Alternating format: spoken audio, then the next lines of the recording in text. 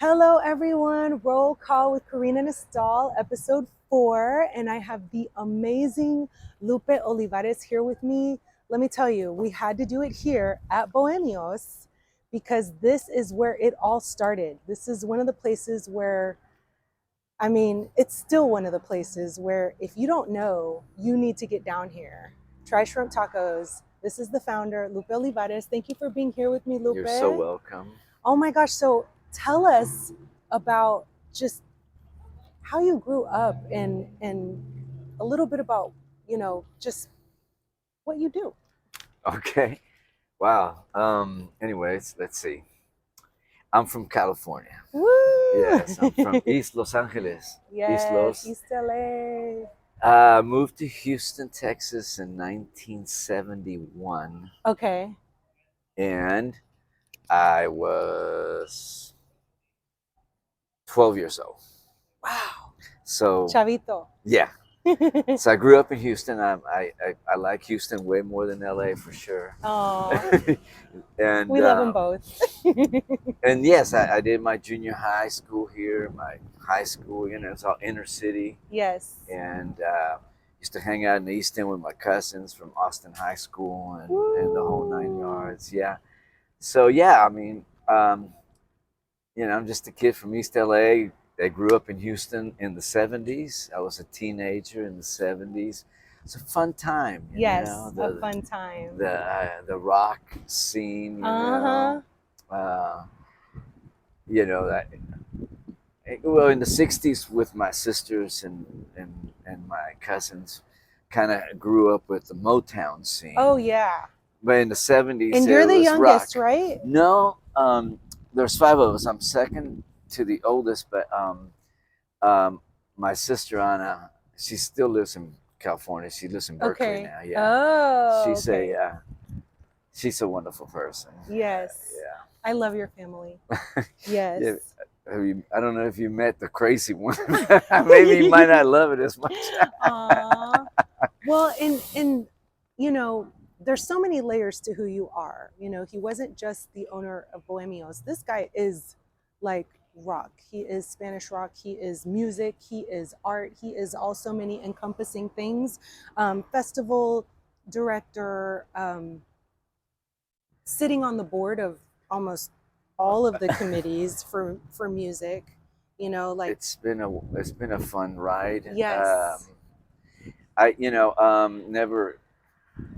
Yeah, I mean, in the 70s as a teenager, you listen to the albums and the Led Zeppelins and Yes. and all these great Who artists. influenced you the most? Well, in the 60s it was Beatles, obviously, Yes. but I remember hearing Hendrix on the transistor radio in 1968. Foxy Lady was the hit. Ooh, Like wow, yes. how do they do that? And yeah, in the 70s it was. I had a neighbor, and his brother was a older teenager. He was Yeah. 18, Yeah. We were like 14 or something. Uh-huh. And they had all the records, Right. all and so that's where the influence of the rock in the 70s happened, and so I tried to learn how to play guitar. How long have you been playing guitar? Um, gosh, it seems like forever, but really more seriously, like the last 15 years. I kind of just use the instrument to simply write a simple song. Okay. And I really And never. he is a great songwriter. Thank you, Karina. Yes. But yeah, we used to go to the camps and the Yeah. camping, and we had the bonfires, and these kids had guitars, and they would, and I would just kind of like monkey see, monkey do, and whatever they Yes. did, I would do it, and so that's how that came about. But Okay. my mother's brother, he's very lazy. My tío Luis. So in the 50s, he taught all his kids how to play guitar. Oh. And I don't know if I told you this story, Mm-mm. but they were living in Tijuana, Mexico, and in Baja California, and at the time it was debauchery in Tijuana, if it isn't still, Right. but um, you know, he took them out of school, and they had to learn Oh, homeschooling wow. and guitar lessons and Good for singing, him. and they were like this little like two girls and three boys, Yeah. and they would play out in the red light district of Tijuana in Oh, in the wow. in the early 60s, from a 10-year-old all the way to like a 16-year-old, my cousins. Yeah. So they went on and they won a big beer, Carta Blanca, I think it was. They Oh, won a big. Every state had a contest, and they won yes. Baja, right? Yes. And then they went and competed with the whole republic, and then they won. Oh, wow. Okay, so the winnings was a recording contract with CBS Records at in Mexico City, and so they went down there, and within 2 years they already had like #1 hits in Mexico, Oh my gosh. and I went to Bellas Artes to see them perform. As I was older then, because Yes.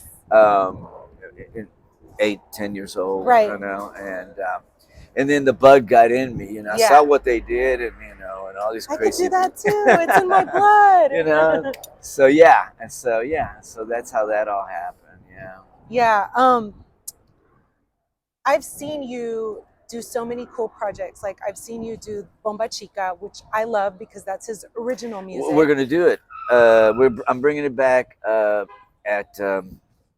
La Coqueta. They're doing the Sur Fest, and he asked me if I could bring it back, and so yeah, that's in Yes. March.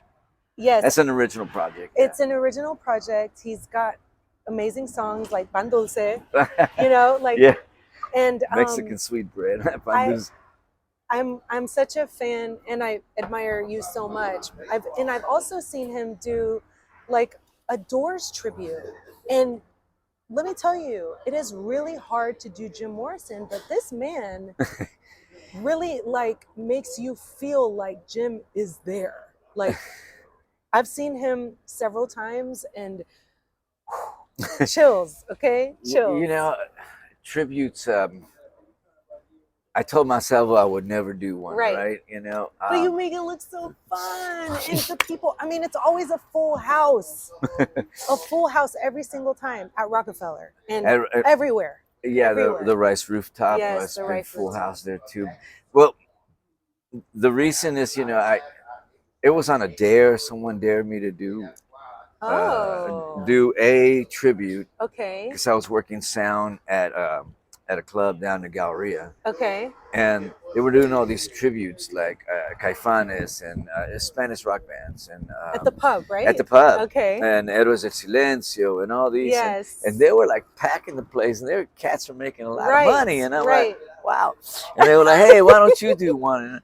And I'm like, no, man, I didn't really grow up in Mexico. Right. My parents are Mexicanos. Yes. But I'm from this side, Right. and I grew up with U.S. rock, Mhm. and that, and so it was like a dare, and so I like, of all the bands out there, Yes. which one would I want to do? Uh-huh. Because you have to really like it. You do. You have to You just love can't it. fake that stuff. You have to love it. So, and the Doors growing up was one of my Oh yeah. childhood. Absolutely. Like, yeah, Me these too. guys. Yeah. These guys get 2 thumbs up. So yeah, but the '80s were a lot of fun for me. Yeah. I played Fitzgerald's in 1978, the year that it opened, and I was only 19 years old. Oh my gosh. And Bien chavito. yeah, and I was hanging out with all these hippies. They were like 27 years old or 30, God forbid. I was like with the cool cats. Aw. And so I hung around, and I got to play Fitzgerald's, all through the '80s with a great band called the Killjoys. That's right. That was the band I never got to see because I was No. too young. But I hear about the Killjoys still. Ed Merrick, great songwriter, and that's when we developed like a really great friendship and bond. But we were also, um, not adversaries, but like try to outdo each Oh, other. yeah. Like it's competition. Friendly competition. Yes. Yeah. So Ed was very advanced in his songwriting, and I had just started. But every now and then I'd punch him, with a hey, check this song out. Yeah. You're like, okay. But the Killjoys were a fun band. We're like, hey, before they coined the phrase indie and all that, in the '80s, in the middle of all the hair bands and all that, we were like the REMs, the Oh, yeah. what we didn't call it indie music then, but it was like very different. Right. It was. It wasn't all that hair stuff and the loud guitars, Right. but it was just really well written songs. Yes. And um, you know, I had a wonderful time with those guys. After that, um, I had some lucky encounters down in Mexico. Yes. That told me that, and this was when my brother got married. I think it was like late '80s. Okay. And my cousins were all listening to Spanish rock, and it was original. In the past, Spanish rock was just copies of U.S. hits. Oh. Okay. That was Spanish rock. They just Right. changed the lyrics. Yes. They changed the language. But on that trip, I noticed that, they were my cousins were in school, and they were like university kids. I was a Yes. little older, but they had all these cassettes, and hey, listen to this. Yeah. And one of them was Maná, Oh, yeah. and they were a Maná. local band in Guadalajara at the time. Uh-huh. And it was like, hey, here's a real good local band. They play around, here, listen to this one. And there's another one from Mexico City. They come every now and then, called Caifanes. We see them at these little bars. Yeah. Well, they went on to become, who they are. Big. Yeah. So when I came back to Houston after a month-long wedding party, I talked to my friends that we were in the band together called Yeah. the Basics at the time. The Basics. The that's Basics, yeah. And we called it that because in the '80s there was a lot of electronics right. and the Simmons drums, boo boo boo Right. boo, and all that, and all that kind of mess. So we were just like basic, okay, Yeah. basic rock, Just drums, play. guitar, bass, Yeah. vocals, and every now and then some keys, but Yeah. none of the electronic stuff, Right. right? And so that's why we called it that. But Oh, so good. This is why this guy is seriously a pioneer in our scene. Like, this is why, because he dates back. He knows what he's talking about. He knows music. He's played it. He's done it. He's lived it. And I mean, anyone who's a live musician in this city really knows this man and respects him. I wouldn't say everyone, but quite a few. The smart people, because he gives so much to the community. Like, tell us what else you're working. I mean, he opened Bohemeos in what, 2005, 2004? Yes, my wife and I, Sydney. Yes. Shout out to Sid. I kind of sat here. It was an empty lot. Yeah. And this used to be the back of the post office, built in the 1940s. That's right. This was the loading dock here, where the stage is Oh my behind me, gosh. and that was another loading dock. So they had to fill that in, and so we sat here. And Sydney's an artist, and I told her, look, I want this, and I want it like this, and so she drew it out. And she gave it to the owner guy, and they built it out just like it was really, really nice. And it's gorgeous. And he filled this place with so much love and good food and good vibes, and just brought in young people to come Artists and all the play. time. He had Beatles night on Wednesdays. I mean, just an incredible, because you know East End is a mecca. So he made this place like the beginning before it got gentrified. You Yes, know, 2006. 2006, yeah, and Um, I played here so many mhm, times. mhm. I mean, but you're also a festival organizer. You're also That's another funny story. You know, in the 80s, the sound systems for Yes. small bands sucked. You know, Right. nobody knew how to work them. Right. And I was just a kid, you know. And Yeah. so they had this festival called the Houston Festival. Yes. And it was downtown, and it had been going on through the 70s. It was in the streets. The Macy's parking lot was one of the stages. It was just really raggedy. Okay, it wasn't what we went on Right. to see later. Yes. And so my buddy and I, like, hey man, let's go, you know, check it out. Yeah. And we really wanted to learn about PA systems and mixing and how the speakers and all that worked. You know, we Yes. really wanted to, because then we could use that knowledge to make our band sound Right. half-ass, you know, because it really sucked without it. So, so we kind of lied our way into a non-paying job at, for like 3 years. We're like, hey, the other stage, you know, they have too many people already, like, you know, but you know, oh yeah, you roll those chords and pick that up and move it over Yeah. here, you know, that kind of. So we did it for 3 years. We just show up that weekend. Yeah. It was 2 weekends in the spring. Uh-huh. And we show up and hey, okay. About the third year they say, hey, come here, you don't really work here. I'm like, oh shit, you found me, you found out, you know. That's So like, so funny. so they ended up hiring us, Oh, my buddy wow. Jerry and myself. And you were how old? 26, I Okay. think. I was, you know. You already had your feet wet. You know, you already had a few good bands. Yeah, That's but so you know, cool. and all that went on to become stage manager. Oh yeah, iFest. Production manager, 8 stages, Yes. working with a ton of Grammy winners. Yep. For all the way to 2014 when it went out of business. Right. And in 2008, I started the Easton Street Fest here. Yes. In this parking lot. So my festival, you know, side of the brain kicked in. Yes. And so that one is in its 12th year now on navigation. Wow. And in the last 5 or 8 years, I've co-founded 3 Dia de los Muertos festivals. Yes. In the fall. And I think that's enough for me. I don't want to do anymore. That's enough. I'm getting up in age. He's also a surviving cancer survivor. Oh yes, yeah. Also, this guy, I mean, he is amazing. He's got great purpose, always and still. All and you men out there, please get your prostate checked. Yes. You know, get checked.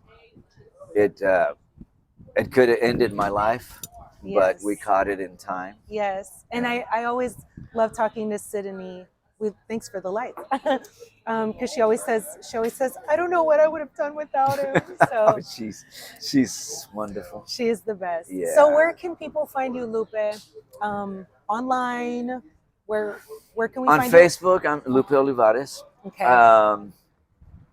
The Doors tribute, which I only do 4 times a year, maybe, and I need to do it more, but like out of town. Yes. So far, you know, we've done the Post HTX. Oh yeah, it's a nice. We've place. done the Rice Rooftop twice now, and Rockefeller's many times, and some private parties.